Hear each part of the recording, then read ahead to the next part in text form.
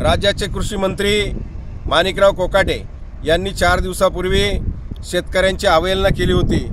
ते म्हणाले 1 रुपयामध्ये रस्त्यावरचा भिकारी सुद्धा 1 रुपया घेत नाही आणि 1 रुपयामध्ये आम्ही शेतकऱ्यांना पीक विमा देतो आणि अशा पद्धतीनं शेतकऱ्याची तुलना रस्त्यावरच्या भिकाऱ्याशी त्या ठिकाणी केली। परंतु माणिकराव कोकाटे हेच खरे भिकारी कसे आहेत हे काल कोर्टाने निर्णय देताना त्या ठिकाणी दाखवून दिलं। मी गरीब असल्याची खोटी कागदपत्र सादर करून मुख्यमंत्री कोट्यातनं त्या ठिकाणी फ्लॅट हस्तगत करण्याचं काम त्यांनी त्या ठिकाणी केलं। त्या संदर्भात जी जनहित याचिका दाखल झाली होती त्यावर कोर्टाने जिल्हा सत्र न्यायालयाने त्या ठिकाणी निर्णय दिला आणि माणिकराव कोकाटे यांना 2 वर्षाची शिक्षा कोर्टाने त्या ठिकाणी सुनावली आणि यातून हे कोर्टाने दाखवून दिलं की शेतकरी हा भिकारी नसून खरे भिकारी हे माणिकराव कोकाटेच आहेत।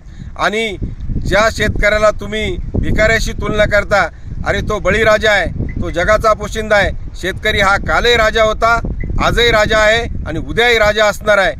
ज्या माणिकराव कोकाटेंनी अशा पद्धतीचं वर्तन केलेलं आहे आणि ज्यांना 2 वर्षाची शिक्षा झालेली आहे त्या माणिकराव कोकाटेंना कृषी मंत्री म्हणून राहण्याचा अधिकार नाही। मुख्यमंत्र्यांनी तातडीने त्यांचा राजीनामा घ्यावा ही तमाम शेतकऱ्यांच्या वतीने आमची त्या ठिकाणी मागणी आहे आणि निवळ मुख्यमंत्री पदाचाच नाही तर त्यांनी आमदारकीचा देखील राजीनामा द्यावा।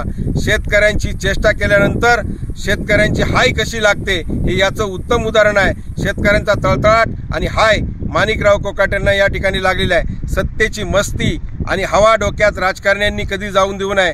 शेतकऱ्याची तरी अवहेलना कमीत कमी करू नका, कारण हा जगाचा पोशिंदा आहे।